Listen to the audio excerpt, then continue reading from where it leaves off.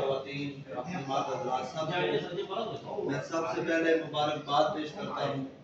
آپ ایک ایسی جگہ پہ موجود ہیں جو انبیاء کے محنت کے بچنے کی جگہ ہے، اور ایک ایسی جگہ ہے جس کے بارے میں رسول خدا نے فرمایا اِنَّ قبر الحسین تُرَّةٌ مِّن تُرَّةِ الجنہ، حسین کی قبر جنت کے ٹیلوں میں سے ایک ٹیلا ہے۔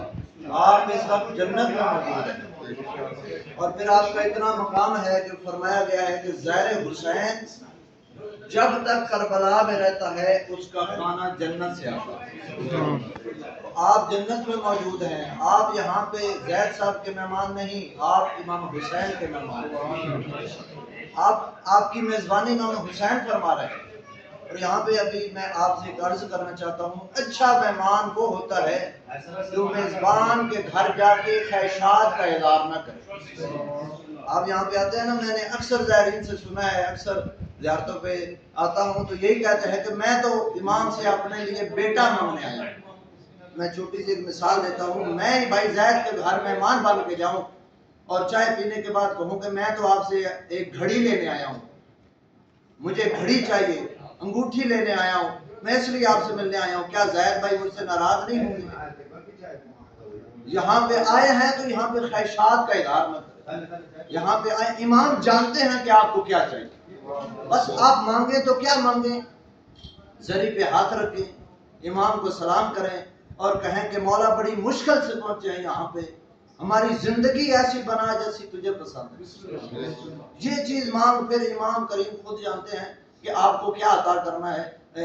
اصل میں بات ساری نیت کی ہے کہ ہرنیاں انبیاء کے پاس آئیں، ایک نبی کا واقعہ ہے، ہرنیوں کی ایک قسم ہے جن کی ناف سے کستوری نکلتی ہے، ایک نبی کی زیارت کے لیے آئیں تو نبی نے ان کی پشت پہ ہاتھ پھیرا تو اپنی پیچھے بیٹھنے والی ہرنیوں کے پاس گئیں تو وہ نبی کی زیارت کرنے والی ہرنیوں سے خوشبو آنے لگی، تو پیچھے رہنے والی ہرنیوں نے پوچھا کہ آپ کدھر گئی تھی؟ انہوں نے کہا کہ ہم ایک نبی کی زیارت کرنے گئی تھی، انہوں نے ہماری پشت پہ ہاتھ پھیرا جس کی وجہ سے ہم سے خوشبو آ رہی ہے۔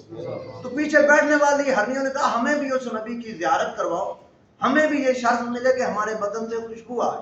وہ پیچھے رہنے والی ہرنیاں جب نبی کے پاس گئیں، نبی نے اسی طرح پیار کیا، شفقت کی، وہ واپس چلی گئیں، لیکن ان کے بدن سے خوشبو نہ آئی۔ انہوں نے کہا، جو پہلی ہرنیوں سے کہا کہ آپ نے کہا کہ ہم نبی کے پاس گئی تھی، ہم بھی تو نبی کے پاس گئیں۔ انہوں نے کہا کہ ہمارا مقصد زیارت تھا، تمہارا مقصد کچھ لینا تھا۔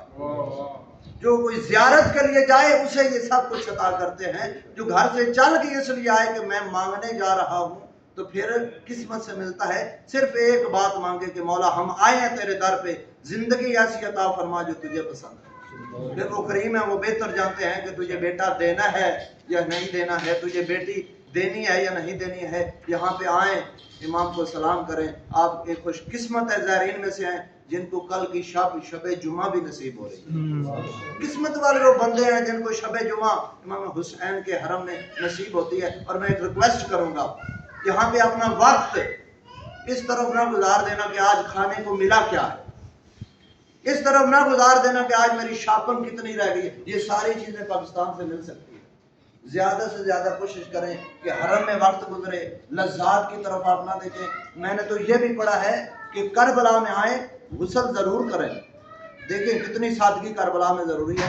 باقی تمام ائمہ معصومین کے حرموں میں جائیں، غسل کریں، خوشبو لگائیں، لیکن جب کربلا میں آئیں غسل ضرور کریں، خوشبو لگانے کا حکم نہیں۔